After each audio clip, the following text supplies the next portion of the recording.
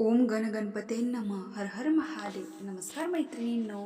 यंदा पौष महिन्याच्या कृष्ण पक्षात येणारी संकष्टी चतुर्थी मंगळवारी आल्यामुळे ही चतुर्थी आपण अंगारकी चतुर्थी म्हणून साजरी करत आहोत. तर या व्हिडिओमध्ये मी तुम्हाला अंगारकी चतुर्थीच्या निमित्ताने तुमच्या मनामध्ये जे जे प्रश्न आहेत त्या प्रश्नांची उत्तरे देणार आहे.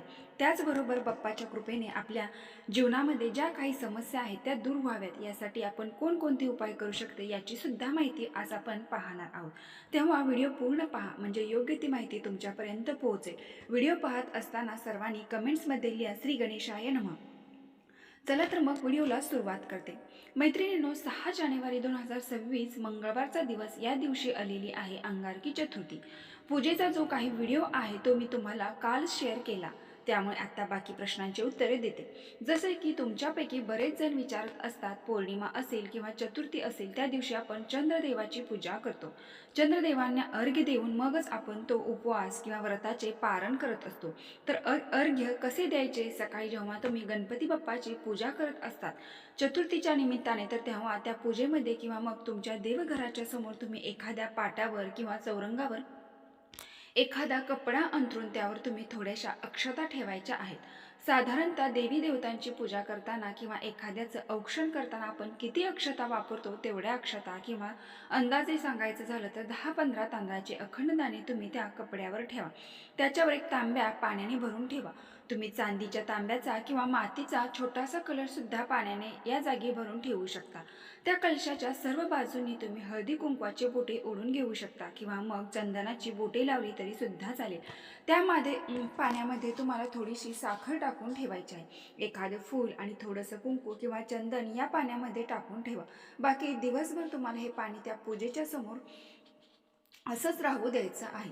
6 जानेवारीच्या रात्री म्हणजे अंगारकी चतुर्थीच्या रात्री चंद्रोदय 9:22 होणार आहे. त्यामुळे तुम्ही अगोदर गणपती बाप्पाची पूजा वगैरे करून घ्या आणि चंद्रोदय झाला की चंद्रदेवांना अर्घ्य देऊन त्यानंतर तुम्हाला उपवास सोडता येईल. तर आपण जसं सकाळच्या पूजेमध्ये एका तांब्यात पाणी घेऊन त्यामध्ये साखर, फूल, गंध टाकून ठेवलं होतं ना, त्याच्या खाली जे काही तांदूळ आपण ठेवले होते अक्षता म्हणून, तर त्या अक्षता तुम्हाला त्या पाण्यामध्ये टाकायच्या आहेत. या पाण्यामध्ये तुम्हाला एखादा चमचा दूध सुद्धा टाकायचा आहे आणि हे सगळं जे काही मिश्रयुक्त पाणी आहे ना, तर ते तुम्हाला चंद्रदेवांना अर्घ्य म्हणून द्यायचं आहे. तर जसं आपण सूर्यदेवांना आरती करतो त्याच पद्धतीने पूर्व दिशेला तोंड करून किंवा तुम्ही उभे आहात तिथून तुम्हाला चंद्र नेमका कोणत्या बाजूने दिसतो त्या तुम्ही तिकडे तोंड करून उभा राहा आणि ओम सोम सोमाय नमः या मंत्राचा जप करत करत चंद्रदेवांना अर्घ्य द्या. चंद्राला अर्घ्य देऊन झालं की त्यानंतर तुम्ही एखादा दिवा वगैरे लावून गोलाकार स्वतःला प्रदक्षिणा मारा.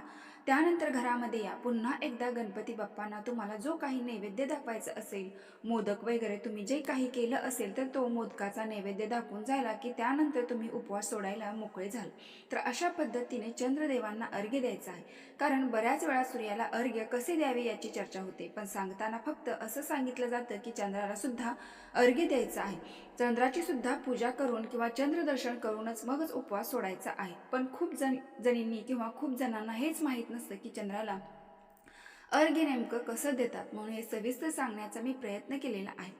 त्याचबरोबर ज्यांनी अजूनपर्यंत कधी संकष्टी चतुर्थी केली नाही पण त्यांना ते व्रत आता कायमस्वरूपी पुढे करायचं आहे, तर त्यांनी सुद्धा हे अंगारकीपासूनच सुरू करायचं असतं. तर अंगारकी चतुर्थीला यासाठीच विशेष महत्त्व आहे की अगदी थोडक्यात मी तुम्हाला मिठाची चतुर्थी नेमकी कशी करायची असते, काय नियम पाळायचे असतात ते समजावून सांगते. आता मिठाची चतुर्थी त्यांच्या नावातच सगळा अर्थ दडलेला आहे. तुम्हाला उपवासामध्ये मीठ नसलेले पदार्थ, अळणी पदार्थ खायचे असतात. तुम्ही दिवसभर फळे खाऊन किंवा दुधाचे पदार्थ खाऊन पिऊन हा उपवास करू शकता. फक्त मिठाचा वापर तुम्हाला या उपवासामध्ये करायचा नसतो.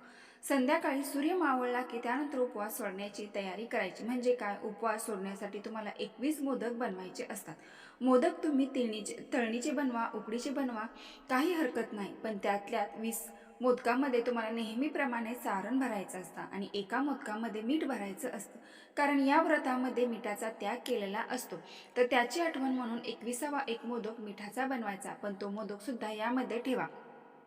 यामध्ये ठेवायचा म्हणजे असं काही त्याला खून वगैरे करून ठेवायची नाही की हा मोदक मिठाचा आहे किंवा मग मिठाचा आहे म्हणून तो वेगळा ठेवायचा, असं नाही. तर तो सुद्धा त्यामध्ये मिक्स करून ठेवायचा. रात्री चंद्रदर्शन घ्यायचं. गणपतीची सुद्धा विधिवत पूजा करून घ्यायची आणि बाकी चतुर्थींना आपण गणपतीची जशी पूजा करतो ना तशीच पूजा या व्रतामध्ये सुद्धा असते. आणि तुमचे चंद्र दर्शन वगैरे आटोपले की त्यानंतर तुम्हाला उपवास सोडायचा असतो. तर सर्वप्रथम या मोदकाचा नैवेद्य बाप्पांना दाखवायचा. त्यानंतर तुम्हाला बसण्यासाठी एक आसन घ्या आणि ते मोदक खायला सुरुवात करा. या व्रतामध्ये तुम्हाला मोदकाशिवाय दुसरंच काही खायचं नसतं, त्यामुळे एक एक मोदक खायला सुरुवात करायची. जोपर्यंत तुम्हाला मिठाचा मोदक लागत नाही तोपर्यंत तुम्ही मोदक खात राहायचे आहे. ज्या क्षणाला तुम्हाला मिठाचा मोदक लागेल तर तो मिठाचा मोदक खाऊन घ्या आणि तुमचं जेवण थांबवा. त्यानंतर जेवढे मोदक उरलेले असतील ते तुम्ही तुमच्या घरातल्या मंडळींना वाटून द्या. घरातल्या मंडळींनी व्यतिरिक्त बाकी बाहेरच्या कोणालाही तो मोदक देऊ नका. तर व्रत थोडं कठीण आहे, कारण आपल्याला उपवास सोडायला फक्त मोदकच खायचे असतात आणि त्यातल्या त्यात मोदक खात असताना समजा पहिलाच मोदक मिठाचा लागला तरी आपल्याला आपलं जेवण तिथेच थांबवायचं आहे. दुसरा लागला, तिसरा लागला, म्हणजे ज्या क्षणी आपल्याला मिठाचा मोदक आपल्याला खाण्यामध्ये लागेल तर आपल्याला आपले जेवण थांबवायचं असतं आणि बाकी दुसरे कोणतेही अन्नपदार्थ आपल्याला उपवास सोडताना खायचे नसतात. आपल्याला जर आपली काही इच्छा पूर्ती बाप्पांकडून करून घ्यायची असेल तर एवढं त्याग आपण नक्कीच करू शकतो. त्यामुळे ज्यांना ज्यांना हे व्रत करणं शक्य होईल त्यांनी ते नक्कीच करावं. आणि मिठाच्या चतुर्थीचे भरपूर सारे फायदे आहेत. फायदे म्हणजे काय तर त्याचे भरपूर आपल्याला लाभ होतात. आपली कठीणातील कठीणसुद्धा इच्छा बाप्पा नक्कीच पूर्ण करतात. अगदी थोडक्यात मी तुम्हाला माहिती दिलेली आहे. बाकी ज्यांना ज्यांना करायचं ते त्यांनी नक्की करावं. आता अंगारकी चतुर्थीच्या निमित्त आहे, तर तुमच्या जीवनात काही समस्या असतील तर त्या समस्या सुटून जाव्यात, त्यातून तुम्ही मुक्त व्हावं आणि तुम्हाला एक सुखी जीवन लाभावं म्हणून काही उपायसुद्धा सुचवते. उद्या मंगळवारी अंगारकी संकष्टी चतुर्थीला तुम्हाला श्री गणेशासमोर श्री गणेशाची विधिवत पूजा वगैरे झाल्यानंतर एक खोबऱ्याची अर्धी वाटी आणि एक आपली स्टीलची वाटी घ्यायची आहे. श्री गणेशासमोर आपल्याला प्रथम एक शुद्ध गाईच्या तुपाचा दिवा प्रज्वलित करायचा आहे. त्यानंतर स्टीलच्या वाटीमध्ये ही अर्धी खोबऱ्याची वाटी ठेवायची आहे. त्यामध्ये आपल्याला 5 किंवा 7 भीमसेनी कापूर ठेवायचे आहे आणि तिथेच हा कापूर प्रज्वलित करायचा आहे आणि ओम श्री विघ्नेश्वराय नमः या मंत्राचा 108 वेळा जप करायचा आहे. तुम्हाला जी काही संकटे आहेत, आर्थिक समस्या आहेत, मुलांच्या नोकरी बाबतीत असो, शिक्षणाबाबतीत असो, पतीच्या नोकरी बाबतीत असो किंवा शेतीविषयक काही अडचणी असो, तर गणेशासमोर तुम्हाला त्या मांडायच्या आहेत. आणि त्यानंतर गूळ खोबऱ्याचा नैवेद्य दाखवून ती खोबऱ्याची वाटी दिवसभर रात्रभर श्री गणेशासमोर ठेवायची आहे. दुसऱ्या दिवशी श्री गणेशाला दिवा प्रज्वलित करून ती वाटी उचलून निर्माल्यामध्ये टाकून द्यायची आहे. हा उपाय अतिशय प्रभावी आणि शक्तिशाली आहे. करून एकदा नक्की पहा. तुमच्या घरात सतत भांडण होत असतील, वादविवाद होत असतील, एकमेकांशी अजिबात म्हणजे कुणाचंच कुणाशी पटत नाही आणि अशी स्थिती असते, बाकी तुमच्या घरात सगळ्या गोष्टी आहेत, सगळं काही भरभरून आहे किंवा मग भरभरून नाही, पण मग घरामध्ये भांडण वादविवाद होतात, तर त्यासाठी तुम्ही अंगारकी चतुर्थीच्या दिवशी काय करायचं, बाप्पाच्या समोर जिथे आपण दिवा लावत असतो, अगरबत्ती लावत असतो किंवा धूप दीप काहीतरी लावत असतो, तर तिथेच एका पंतीमध्ये किंवा तुम्ही कापूर ज्या भांड्यात जाता तर त्या भांड्यामध्ये तुम्हाला 2 कापूर वड्या टाकायच्या आहेत. त्याच्यावर तुम्हाला थोडेसे तांदूळसुद्धा टाकायचे आहेत. कापूर वड्यावरती दिसता कामा नये म्हणून तांदळांनी त्या झाकून टाकायच्या आहेत. वरती ठेवल्या तर दिवसभरात त्या उडून जातात, कारण कापूर नष्ट होतो आणि त्या कापूरवड्या संध्याकाळी प्रज्वलित करायच्या असतात. म्हणून त्या तांदळाने झाकून टाकायच्या आणि तांदळावरती तुम्हाला 2 फुलासह असलेल्या लवंगा सुद्धा ठेवायच्या आहेत. ज्योतिषशास्त्रामध्ये लवंग आणि कापराचे भरपूर उपाय सांगितले जातात. त्यामुळे घरातील नकारात्मक ऊर्जा नष्ट या लवंगा आणि कापरा करत असतात आणि एकदा की मग नकारात्मक ऊर्जा नष्ट झाली, पर्यायाने आपल्या घरामध्ये पॉझिटिव्हिटी चैतन्य येतं आणि त्याचा परिणाम आपल्या घरातल्या संपूर्ण सदस्यावर किंवा आपल्या संपूर्ण वास्तूवर होतो आणि घरातील सदस्य सुद्धा एकमेकांशी चांगले वागतात किंवा आपल्या घरामध्ये या निगेटिव्हिटीमुळे ज्या काही समस्या आल्या होत्या ना त्या नष्ट होतात. तर दिवसभरात तुम्हाला त्या कापूरवड्या तांदळामध्ये तशाच राहू द्यायच्या आहेत. लवंगा सुद्धा आपल्याला तशाच ठेवायच्या, बाकी काहीच करायचं नाही. संध्याकाळी जेव्हा तुम्ही गणपती बाप्पांची पुन्हा पूजा किंवा आरती कराल तर त्यावेळी 2 कापूरवड्या तांदळातून बाहेर काढून त्याच्यावर ठेवायच्या, म्हणजे तांदळावरच ठेवायच्या. फक्त आपण त्या झाकून ठेवल्या होत्या तर त्यावरती काढून ठेवायच्या, पंतीमध्ये किंवा कापूरदानीमध्ये प्रज्वलित करून घ्यायचा. हवं तर तो सगळा धूप तुम्ही तुमच्यात घरभर फिरवू शकता. आणि समजा जर तांदळामध्ये सुद्धा कापूरवडा ठेवून त्या जर नाहीशा झाल्या असतील म्हणजे उडून गेल्या असतील तर तुम्ही पुन्हा एकदा कापूरवड्या ठेवून ते सगळं साहित्य पुन्हा प्रज्वलित करून देऊ शकता. हा उपाय नक्की करा. याचा प्रभाव तुम्हाला नक्कीच जाणवेल आणि गणपती बाप्पाच्या कृपेने तुमच्या ज्या काही समस्या असतील तर त्या नक्कीच नष्ट होतील. आता तिसरा उपाय आहे मंगळ दोषासाठी. जर तुम्हाला त्यासाठी मसुराची डाळ लागणार आहे, मसुराच्या डाळीचे 108 दाणे तुम्हाला लागणार आहेत. तर 2 वाट्या घ्यायच्या. गणपती बाप्पासमोर तुम्ही सकाळी जेव्हा पूजा करतात तर त्यावेळेस बसायचं. मंगळ दोषामुळे बऱ्याच समस्या उद्भवतात. त्या जाण्यासाठी किंवा मंगळ दोष असेल तर लग्नसुद्धा लवकर जमत नाही. 2 वाट्या याच्यासाठी घ्यायच्या. 1 वाटी रिकामी ठेवायच्या आणि एका वाटीमध्ये 108 मसुराचे दाणे म्हणजे मसूर डाळ टाकून ठेवायच्या. त्यातली एक मसुराची डाळ उचलायची आणि मंत्र म्हणायचा, मंगलमूर्ती विघ्नहरा दुरितनाशना कृपा करा. मंगलमूर्ती विघ्नहरा दुरितनाशना कृपा करा. अशा पद्धतीने 108 वेळा तुमच्याकडून हा जो विघ्ननाशक मंत्र आहे गणपती बाप्पांचा तर तो म्हणून होईल. आणि दुसऱ्या वाटीमध्ये जेव्हा तुम्ही संपूर्ण 108 दाणे टाकून तो मंत्र म्हणतात तर जी वाटी रिकामी होईल तर ती वाटी त्या मसुराच्या डाळीवर तुम्हाला झाकून ठेवायची आहे. दुसऱ्या दिवशी ती मसुराची डाळ तुम्ही कणकेमध्ये घालून गाईला देऊ शकता किंवा मग तशीच पक्ष्यांना घातली तरी सुद्धा चालेल. आणि यापैकी काही शक्य झालं नाही तर एखाद्या झाडाच्या बुडाशी का होईना ती डाळ ठेवून द्या. लाल रंगाचे जे अन्नपदार्थ असतात तर ते मंगळ ग्रहाचे प्रतिनिधित्व करतात, म्हणून आपण मसुराची डाळ इथे वापरलेली आहे. नक्की करा. हा उपाय तुमचा मंगळ दोष सुद्धा लवकरच नष्ट करेल.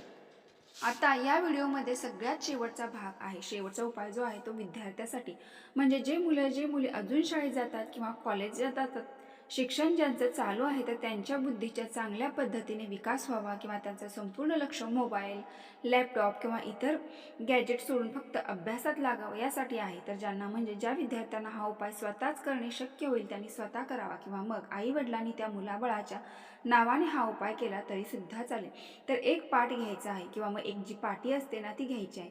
आता ज्यांची मुलं अगदीच लहान असतील आणि जे खरंच पाटी पेन्सिल वापरतात त्यांनी पाटी पेन्सिल घ्या आणि त्याच्यावर खडूने किंवा जी पाटीवरती पेन्सिल असते ना तर तिने श्री हे अक्षर काढा. श्री अक्षर काढल्यानंतर तुम्हाला त्याच्यावर 108 तांदळाचे दाणे कुंकवाने लाल करून एक करून व्हायचे आहेत. तर प्रत्येक तांदळाचा दाणा उचलला कुंकू किंवा लाल केलेला की मंत्र म्हणायचा आहे, ओम गण गणपते नमः. आणि ज्याच्याकडे पाटी वगैरे काही नाही तर त्यांनी काय करायचं, एखाद्या पाटावर रांगोळीनं श्री हे अक्षर काढायचं आणि त्याच्यावर श्री अक्षरावर तुम्हाला 108 तांदळाचे दाणे कुंकू आणि लाल करून एक करून ओम गण गणपते नमः हा मंत्र म्हणून व्हायचा आहे. दुसऱ्या दिवशी 108 तांदळाचे दाणे तुम्ही पक्ष्यांना खायला दिले तरी सुद्धा चालतं. जर ज्या मुलांना स्वतः करणे शक्य होईल त्यांनी स्वतः करा आणि ज्यांना स्वतः करणे शक्य होणार नसेल तर त्यांच्या आई वडिलांनी हा उपाय मुलाबाळांसाठी केला तरीही चालेल. गणपती बाप्पा बुद्धीचे देवता आहेत. रिद्धी-सिद्धीचा पती बुद्धीचे देवता आपण त्यांना म्हणतो. पण त्यांना म्हणतो तर नक्कीच आपल्या मुलाबाळांना कल्याण सुद्धा गणपती बाप्पा नक्कीच करतात. जर आपण मनापासून त्यांचा मंत्र म्हणायचा आहे तर या पद्धतीने आपण त्यांची सेवा केली तरी ती सुद्धा फळाला येऊ शकते. कारण गणपती बाप्पांना आपण श्री असं म्हणतो. श्री गणेशाय नमः किंवा श्री हे अक्षर आपल्या डोळ्यासमोर आलं की लगेच गणपती बाप्पा आपल्यासमोर येतात, म्हणून इतके या अक्षराला महत्त्व आहे. आणि जेव्हा एखादी आई मुलाला अक्षर ओळख करून देते तर अतिशय हे अक्षर आपल्या डोळ्यासमोर आलं की आपल्याला लगेच गणपती बाप्पा समोर येतात. जेव्हा एखादी आई मुलाला अक्षर ओळख करून देत असते तर तेव्हा सुद्धा श्री हे अक्षर पहिल्यांदा शिकवते. आईसारखे दिवस साऱ्या जगतावर नाही, म्हणून श्रीकाराच्या नंतर शिकवणे आई तर असा आपण म्हणतो. म्हणून हे श्री अक्षर अतिशय महत्त्वाचं आहे. नक्की करा. तर मैत्रिणींनो, व्हिडिओ पूर्ण माहिती आवडली असेल तर आपल्या चॅनलला एक लाईक नक्की करून कमेंट बॉक्समध्ये ओम गण गणपते नमः नक्की टाईप करा. धन्यवाद.